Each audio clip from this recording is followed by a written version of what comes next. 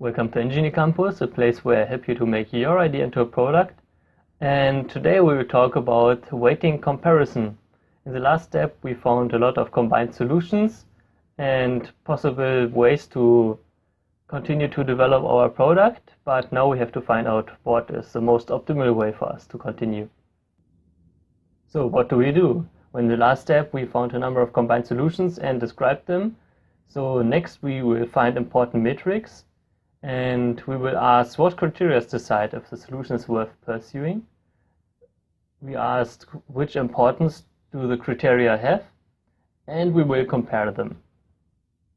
When finding metrics, the main function in the requirement list are the vital functions. But it can be that they are a yes-no function. That means it is not quantifiable, and failure to fulfill disqualifies a product. So you can either have a solution that fulfills it, and it's good, or it doesn't fulfill it and it's already disqualified and won't help you. So what you can also do is then you add accessory functions that can be added that support the main functions. And it depends on your product what you add, but you will end up with at least 5 criteria that you can judge your product. Or in this example we have only 4. So by weight for importance, in order to order the criteria for importance, we will have 100% distributed over our criteria. For example, here we have 25 and 25% for criteria 3 and 4. Here we have 12% for criteria 1, 38% for criteria 2, and criteria 3 and 4 each have 25%. That just means that criteria 1, the 12% is not really so important, and criteria 2 is very important, whereas criteria 3 and 4 share a quarter of the total importance. As an example, if you have a car, criteria 1, which is not so important, would for example be the design if it's streamlined. Criteria 2 would be, for example, the safety, that it is safe in a crash and has proper brakes. And 3 and 4 would be others like acceleration and maybe then the rest of the package, if it has a good customer package, that it actually also sells good, because you don't want to produce just a safe car, you want to also to build a car that that people want to buy. So what you do then, you give individual points. After weighting the criteria, the products have to be rated individually. This is done with percentage 2, so that the failure to fulfill an important function is properly reflected. For example, here we have for criteria 1, we have this red area that falls away. So in perspective, this is the big part for criteria 1. But in overall it's not too much. But for criteria 2, for example, we have just a relatively small part that falls away from criteria 2, but overall it's already a big part, whereas in 3 and 4 we have also parts that fall away, but we can see that it will not reach the complete 100%. In fact, here it's 72% ability. But of course we don't use such a pie diagram. We will do it with a table. For example, here we have this table with just one product filled out.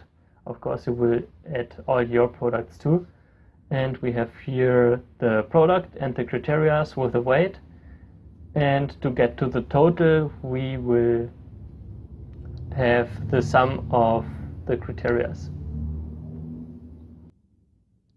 So for product 1, for example, reaches only 10 of 12 points from criteria 1.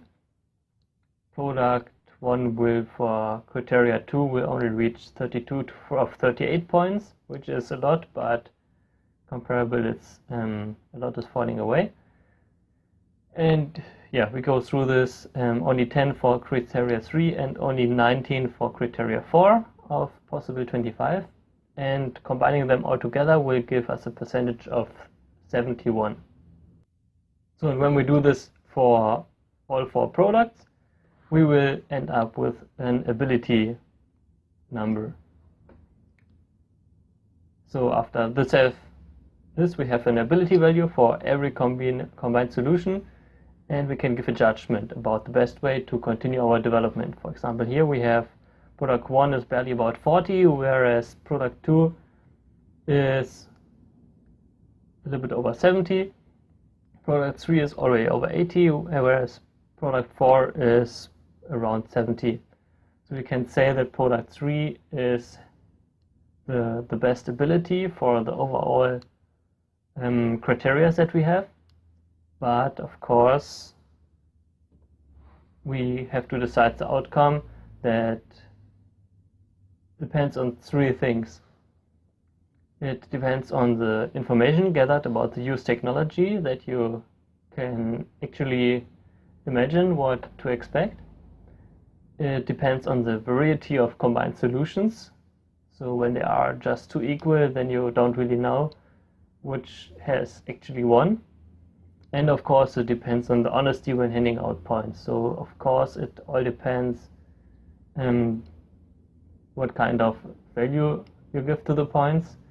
And if you have your favorite solution, it's easy to just balance the points so that it wins, but it's necessary that you give it a chance to win fairly.